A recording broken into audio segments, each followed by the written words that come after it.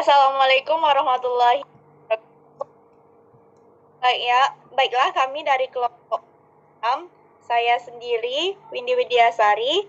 Selanjutnya ada teman saya, Anggi Afrilianti, Vicky Yusnival, Nur Muhammad Hazani, Ram Susanto, dan Rashid Nur Ramadan. Baiklah kami dari kelompok 6 akan menyampaikan materi tentang metodologi sejarah pada teknik historiografi. Baiklah, saya sendiri penyaji pertama akan menyampaikan materi tentang memahami metodologi sejarah adalah pengetahuan mutlak yang harus dimiliki oleh seorang sejarawan. Tidak mungkin seorang sejarawan akan membentuk sebuah karya besar dalam sejarah jika tidak disertai dengan pemahaman yang baik tentang metodologi sejarah. Sebuah karya sejarah yang ditulis oleh sejarawan jelas akan terlihat berbeda dengan penulis amatir atau bukan sejarawan. Perbedaannya bisa dilihat dalam penggunaan metodologi sejarah. Dalam sebuah penelitian, tujuan utama yang akan dicapai adalah objektivitas. Objektivitas harus menjadi prinsip yang tidak boleh ditinggalkan oleh sejarawan dan merekonstruksi masa lampau yang pernah terjadi. Untuk mencapai objektivitas dalam suatu penelitian tergantung pada metodologi yang digunakan. Baiklah, kita lanjutkan untuk penyaji kedua. Kepada penyaji kedua kami persilakan. Baiklah, terima kasih kepada moderator. Perkenalkan, saya Anggi Afrilianti sebagai penyaji kedua. Baiklah, di sini materi saya yaitu mengenai historiografi. Historiografi adalah penulisan hasil penelitian. Historiografi merupakan rekonstruksi yang imajinatif dari masa lampau berdasarkan data yang diperoleh dengan menempuh proses tulisan laporan disusun berdasarkan serialisasi atau kronologis, kausasi, dan imajinasi. Penulisan sejarah sedapat mungkin disusun berdasarkan kronologis karena ini sangat penting agar peristiwa sejarah tidak menjadi kacau. Aspek kronologi dalam penulisan sejarah sangatlah penting. Dalam ilmu sosial, mungkin aspek tahun tidak terlalu penting. Namun, dalam ilmu sosial, kecuali sejarah, orang berpikir tentang sistematika, tidak tentang kronologi. Dalam ilmu sosial, perubahan akan dikerjakan dengan sistematika seperti perubahan ekonomi, perubahan masyarakat, perubahan politik, perubahan kebudayaan.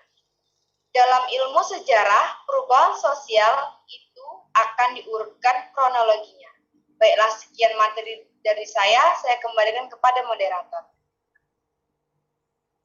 Baiklah, terima kasih kepada penyaji kedua. Selanjutnya kita persilakan untuk penyaji ketiga untuk menyampaikan materinya. Terima kasih moderator. Selanjutnya kita membahas tentang membuat tulisan sejarah, yang mana cerita sejarah itu hendaknya disusun berdasarkan sebab akibat atau kausalitas. Proses mencari sebab dan akibat akan memperjelas jalannya suatu peristiwa. Suatu cerita sejarah yang terputus-putus karena datanya tidak lengkap dapat diisi dengan imajinasi.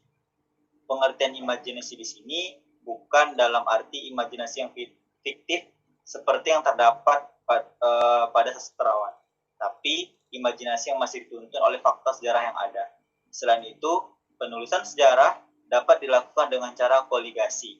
Yang dimaksud proses koligasi adalah suatu cara sejarawan menerangkan kejadian atau peristiwa yang dipelajarinya, yaitu dengan menelusuri kejadian-kejadian yang secara sekilas tidak berhubungan, tetapi telah ditelusuri ternyata mempunyai hubungan yang erat. Nah, di dalam tahap terakhir dalam riset sejarah, itu adalah menyajikan hasilnya dalam bentuk tulisan. Nah, tulisan itulah yang kemudian akan dikomunikasikan kepada pembaca. Pembaca akan dapat memahami apa yang pernah terjadi di masa lampau. Maka, Tulisan sejarah harus disampaikan secara jelas, tidak berbelit-belit, dan menarik untuk dibaca, dengan tidak mengabaikan kebenaran ilmiah. Baiklah, terima kasih pada penyaji ketiga. Selanjutnya kita lanjutkan untuk penyaji keempat, dipersilakan untuk menyampaikan materi. Terima kasih, moderator. Perkenalkan, nama saya Ramzi Santo. Saya akan menyampaikan itu tentang teknik historiografi.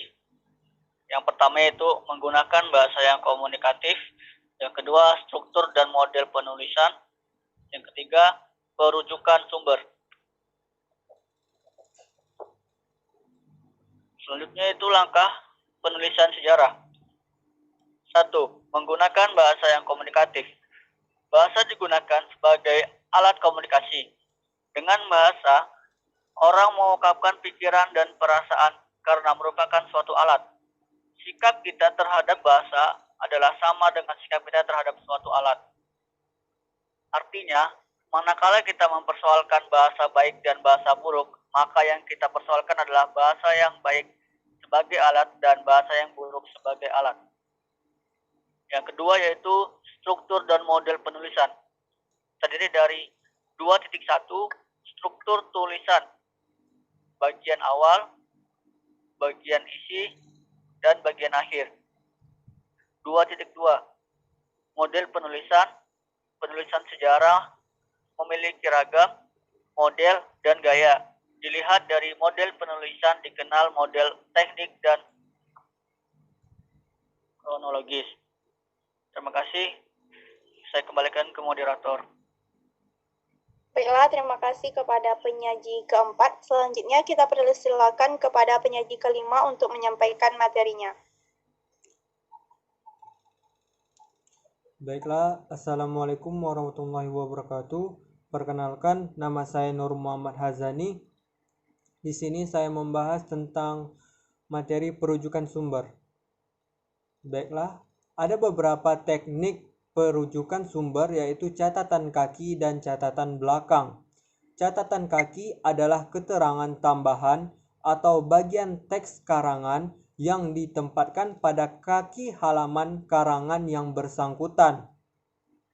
Sebagai keterangan tambahan, catatan kaki tidak terlepas dari isi teks utama yang akan diberikan penjelasan. Kedua, catatan belakang. Catatan belakang adalah sistem pengacuan dengan cara menempatkan informasi tentang identitas lengkap suatu sumber rujukan di bagian akhir sebuah karangan. Baiklah, saya kembalikan kepada moderator.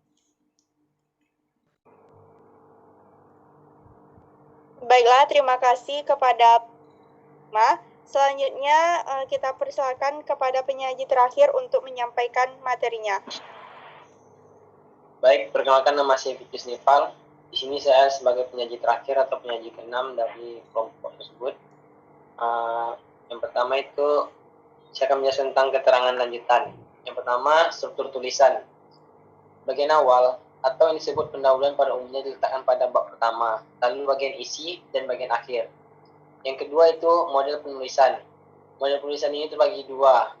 Yang pertama itu tematik yang bertolak dari tema-tema tertentu untuk mendukung topik sejarah. Tema tersebut mendasari penyusunan bab.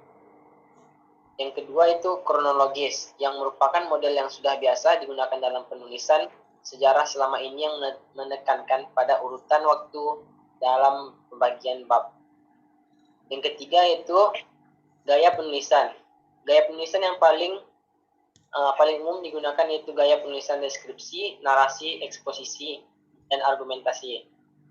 Baik, di sini saya akan menjelaskan tentang penulisan deskripsi. Dengan gaya penulisan deskripsi, kita menghadirkan sejumlah indera pengalaman seperti mencoba mengatakan bagaimana suatu benda itu tampak, terasa, bunyi, atau bau. Yang kedua itu penulisan narasi. Gaya penulisan narasi adalah gaya berkisah tentang sebuah cerita, dan gaya ini adalah bunganya sejarah tanpa penulisan narasi, maka sejarah akan mati sebagai sebuah disiplin ilmu. Yang ketiga itu penulisan eksposisi, yang merupakan karangan yang menjelaskan ide-ide filosofi, menjawabkan segala kejadian, makna aksi-aksi, motif-motif partisipan. Yang keempat itu argumentasi. Model argumentasi digunakan untuk mengambil kedudukan pada subjek yang penuh kontroversi. Mungkin hanya itu saja yang dapat saya jelaskan. Selanjutnya saya akan kembalikan kepada moderator. Baiklah, terima kasih kepada teman-teman semua. Maka berakhir pula diskusi kita. Jadi teman-teman, jika ada pertanyaan ataukah sudah paham dengan materi kita? Moderator. Sudah paham, moderator.